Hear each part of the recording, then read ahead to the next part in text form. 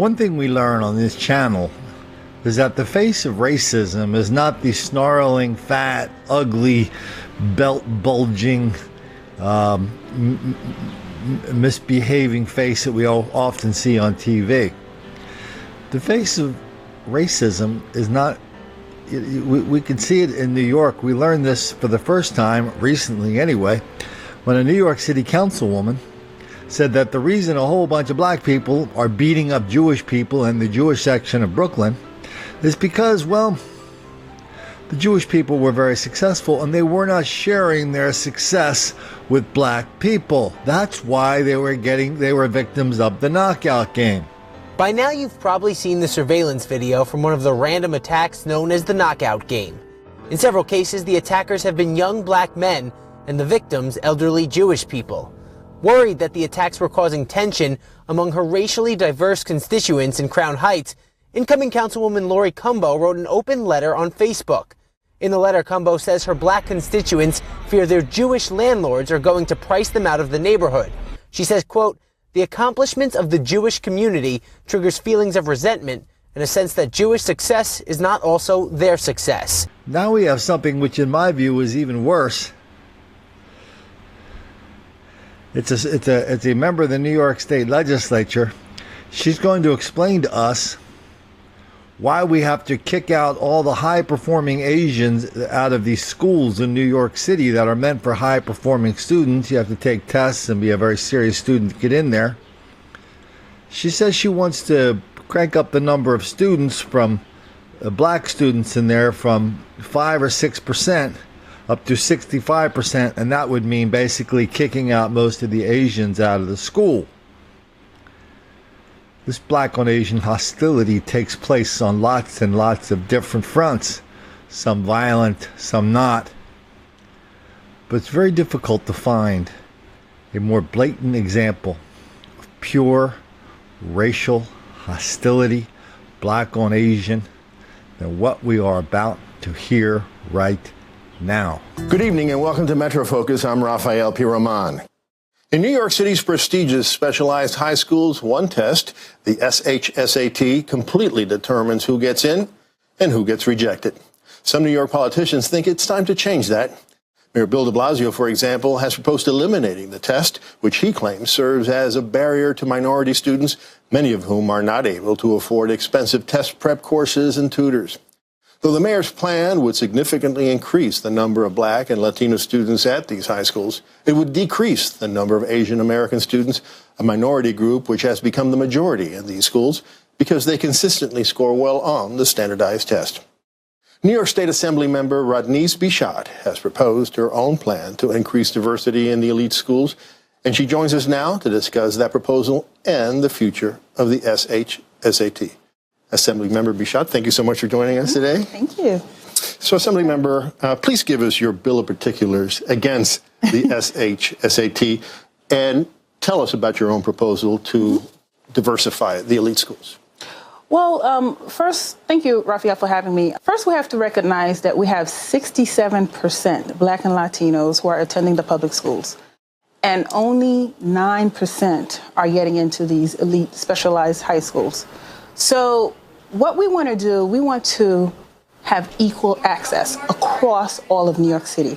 We're trying to make this program equal and fair. We have a number of Black and Latino students who are excelling, but they're just not applying, they're not taking the test.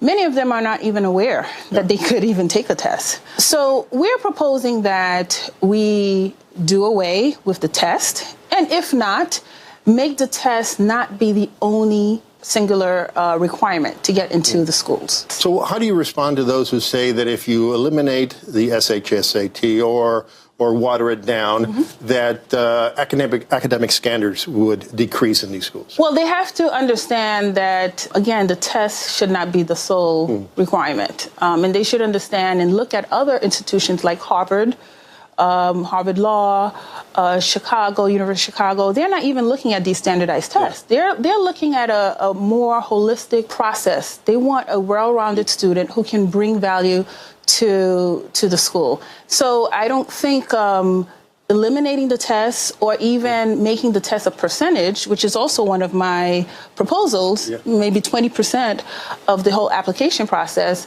would be watering down necessarily the test. They have to come up to speed with where our country is at today. You know, as I said in the introduction, your proposal, the mayor's proposal, they would all increase the number of African American and Latinos, but would decrease the number of Asian Americans. And the critics say, you know, you're pitting minority groups against each other. How do you respond to that? Well, I say, for one, I think we are all one. It's unfortunate that many members of our community, in particular the Asian American, they had no choice but to start a system where they had to practice. They had no choice because, again, they too are being discriminated, you know?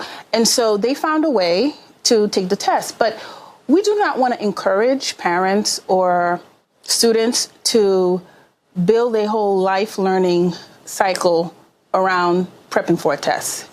We want each child to have a real life experience. But for the sake of time, let me just move on to another big concern or criticism.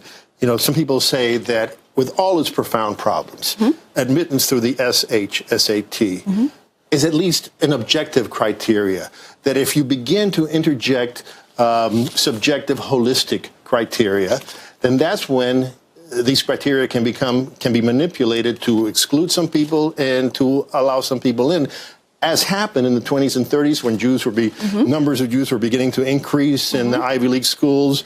They had a standardized test because they were passing it more. And then suddenly they created other criteria like personality qualities, and they used those as the basis to reduce the number of Jews. It's the same thing that people are saying Harvard was doing to the Asian American communities, a lawsuit about that.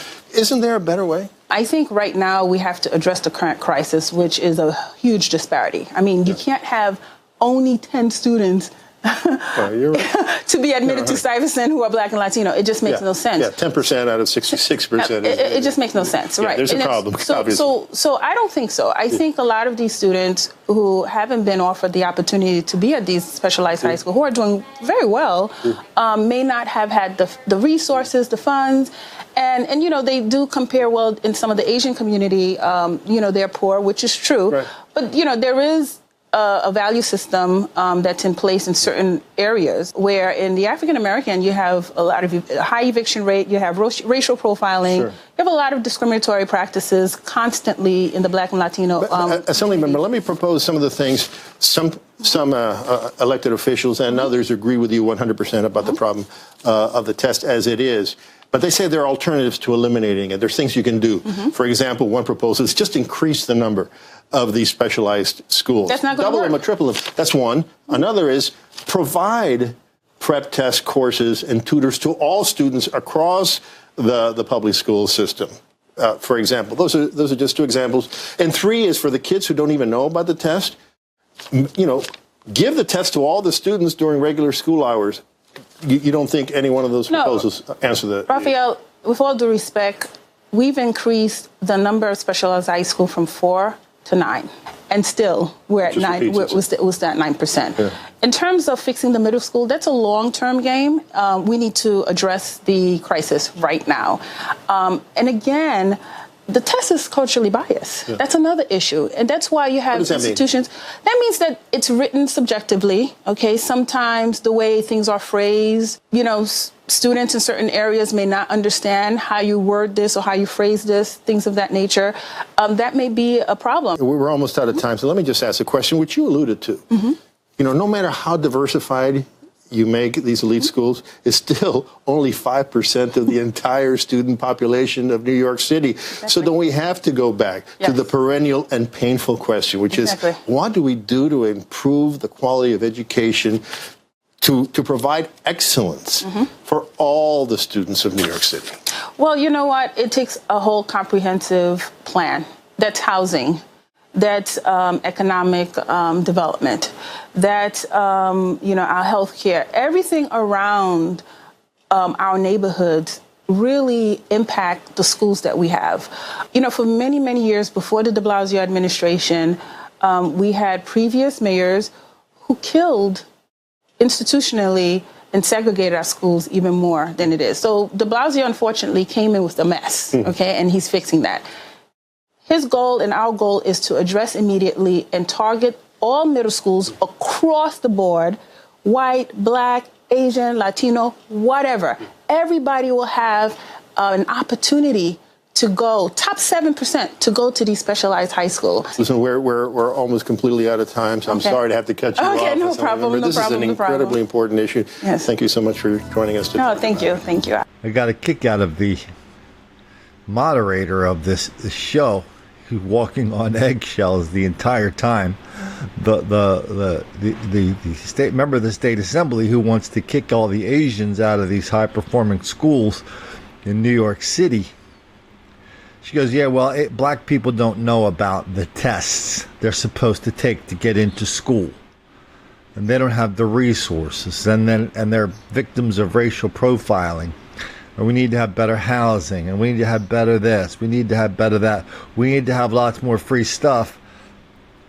And that's why we should let all these black people into schools for which they are not qualified. And the moderator just sits there going, well, this is a very, very dark problem. Yeah. No Asians on that show? We didn't hear from any Asians on that show? Wonder why? Well, probably for the same reason we don't hear about Asians from Asians when we see this epidemic of black on Asian crime, violence, and hostility around the country.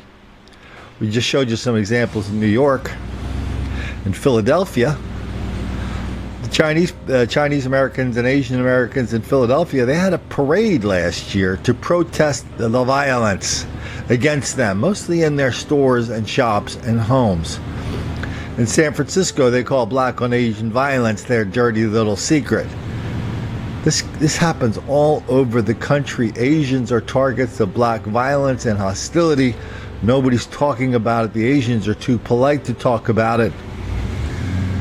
Other people are too cowardly to talk about it. Because we know talking about this black hostility against young people, old people, gay people, straight people, kitties, puppies, turtles, goldfish, and Asian people, well, we know that makes the black kids angry.